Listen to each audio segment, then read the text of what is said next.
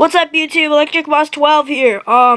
Brendan here. He's on the phone on the other line.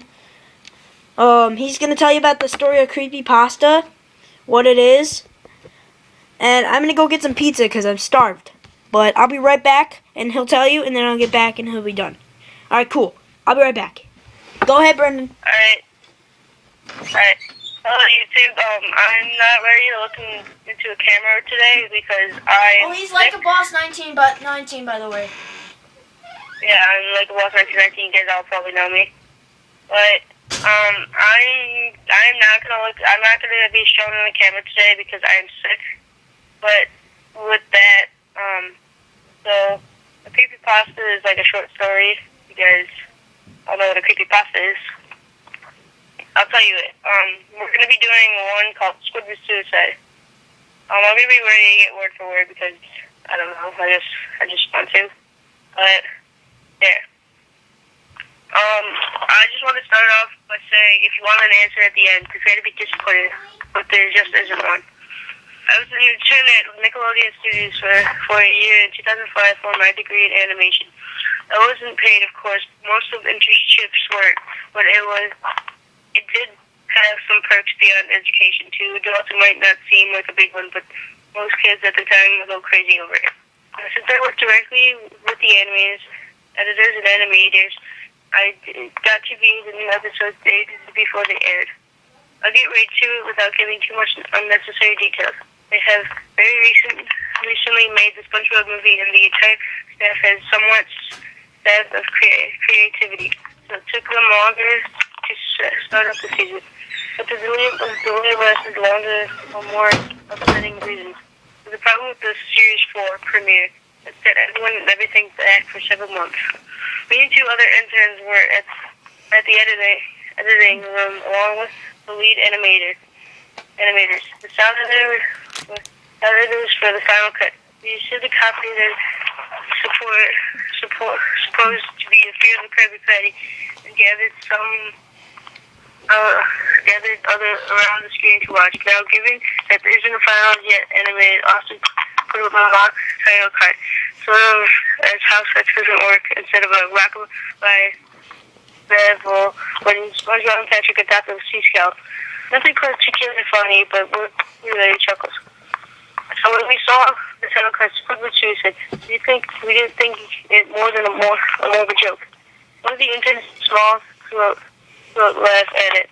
The happy-go-lucky music played as normal. The story began with Squidward practicing his clarinet, hitting a few sorry notes like normal.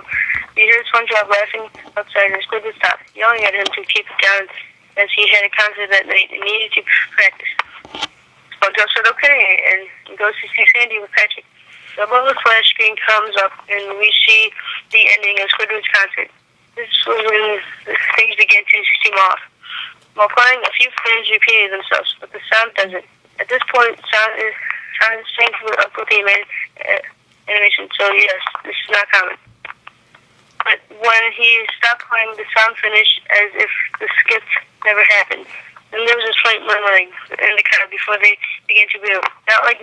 Not normal country booing is as common in the show, but you could fairly hear malice in it.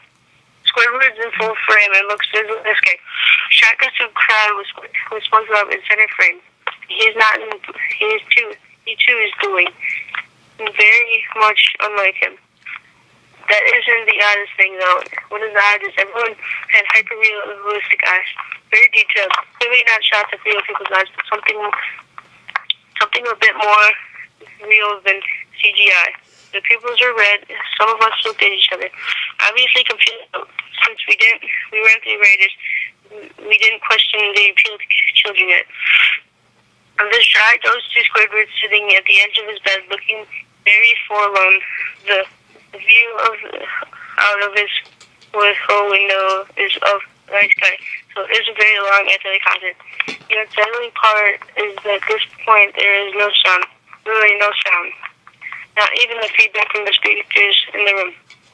It's as if the speakers were turned off, as though their status showed them working perfectly. He sat there, blinking in the silence for about 30 seconds. Then he started to sob softly. He put his hands or tentacles over his eyes and cried quietly for a full minute. After a while, the sound in the background very slowly growing from nothing to barely audible. It sounded like a slightly bruised voice. The screen slowly begins to show. Zoom in on this. By slow, I mean it's only noticeable if you look at a shot 10 seconds apart, side by side. Stopping gets louder, more full of hurt and anger. The screen then twitches a bit, as if it pushed in on itself. A split second, then back to normal. The wind through the trees suddenly gets slower, louder, and more severe, as if a storm is brewing somewhere. The eerie part of the sound and Squidward sobbing sounded real, as if the sound wasn't coming through the speakers, but as if the speakers were holes. The sound was coming through from the other side. As good as the sound as the studio likes to have, didn't purchase the equipment to be that good to produce sound in that quality. Below the sound of the wind sobbing, very faint, something sounded like laughing. It came at odd intervals and never lasted more than a second, so you had a hard time hearing it. We watched it so twice, so pardon me if things seem too specific, but I had time to think about them. After 30 seconds of this, the screen blurred and twitched violently, and something flashed over the screen, as if a single frame was replaced. The lead animation editor paused and rewound frame from another frame. What we saw was horrible. There was a photo of a dead child. He couldn't have been more than 6. His face was mangled and bloodied. One eye dangling over his unturned face popped. He was naked down to his underwear. Someone who was truly cut open as his entrails lying beside him. He was lying on some pavement that was probably alone. The most upsetting part was that there was a shadow of the photographer. There was no crime tape, no evidence, tags, or markers, and the angle was completely off for a short design to the evidence. It would seem the photographer was the person responsible for the child's death. We were, of course, mortified, but pressed on, hoping that it was just a sick joke. The screen flipped back to Squidward, still sobbing, louder than before, the half body and frame. There was now that appeared to be blood running down his face from his eyes. The blood was also done by hyper-realistic style. Looking as if you touched it, you get blood on your fingers. The wind sounded now as if it were that of a gale blowing through the forest. There were even snapping sounds of branches. The laughing, a deep spirit sound, lasting at longer intervals and coming more frequently. After about 20 seconds, the screen began to twitch and showed a single frame photo. The animator was reluctant to go back. We all were. But he knew he had to. This time the photo was that appeared to be a little girl, no older than the first child. She was laying on her stomach, her breast in a pool of blood next to it. So this I was too popped out and popped. Naked except for under her face, her entrails were caught on top of her, above another crude cut off her back. Again, the body was on the street, and the photographer's shadow very similar in size and shape to the first one. She had a true big vomit, and one instant, the only female member ran out. The show resumed. About 5 seconds after this second photo plays, Squidward was back. So, as did all sound, like it was when the scene started. He put his tongue goes down, and his eyes are now done in hyper-realism, like the others were in the beginning of this episode. They were bleeding, bloodshot, pulsating. He just stared at the screen as if watching the views. After about 10 seconds, he said something, this time not covering his eyes. The sound was piercing him on, and most ear-indulging of all, as the sobbing was mixed with screams. Tears and blood were dripping down his face at a heavy rate. The wind sound came back, and so did the deep voice laughing, and this time the still photo lasted for a good 5 frames. Later was able to stop on the 4th and backed up this time. The photo was a boy, about the same age, and his time just seemed different. He chose to just be being pulled out of his stomach wound by a large hand. The right eye popped and dangled, blood trickled down it. He made the procedure. It's hard to believe, but the next one was different. We couldn't tell what.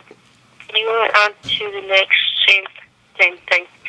He went back to the first and played them quicker, and I lost it. I vomited on the floor and sound and just gasped at the scene. The 5 frames were not as if they were 5 different photos. They were played out as if they were frames from the video.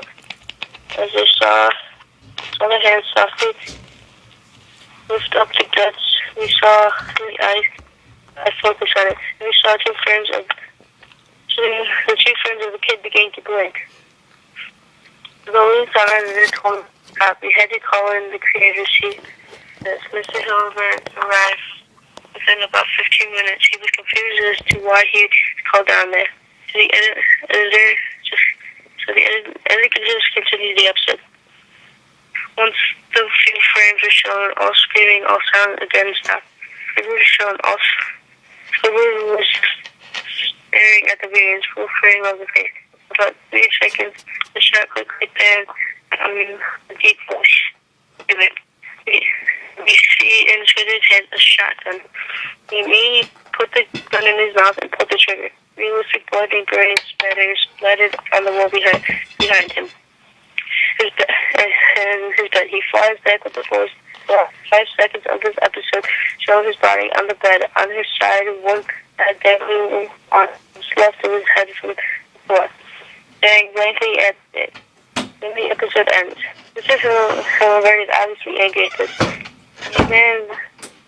He demanded to know what the heck was going on. Most people left the room at this point, so it was just a handful of us to watch it again. Viewing the voice always served an imprint of the entirety in my mind. It was a horrible nightmare. I'm sorry I stayed.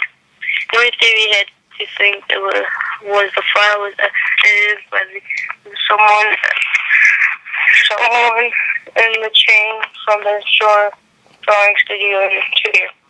The CEO was called and to analyze what happened.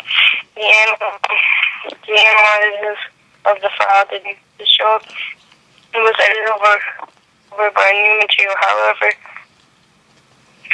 the timestamp it was a mere 24 seconds before we began dealing.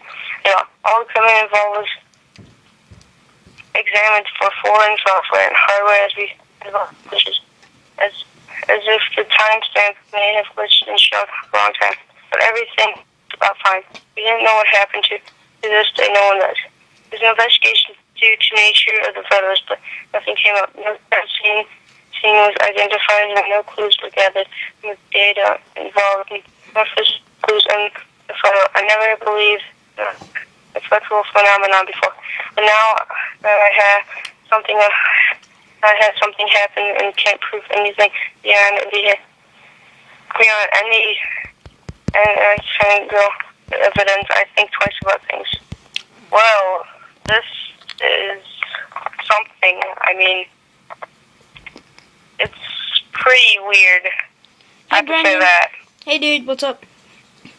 Did you hear all that? Yeah, well, not all of it. I got here like halfway through the video. It was at 6 minutes when I got here. Yeah. Whoa, that was really creepy. It's at 14 minutes. Yeah, this. Okay, well, I'm just gonna say it, but this is a really creepy pasta. A lot of cliches, like to children. But yeah, it's super weird. All right, well, I'm gonna end that video there. Creepypasta. Story of creepypasta. It's very long, but yeah, you had to risk it if you wanted to watch it. Peace out, people. That was Electric Boss 12. That was Electric Boss 12 and Like a Boss 1919. Peace out.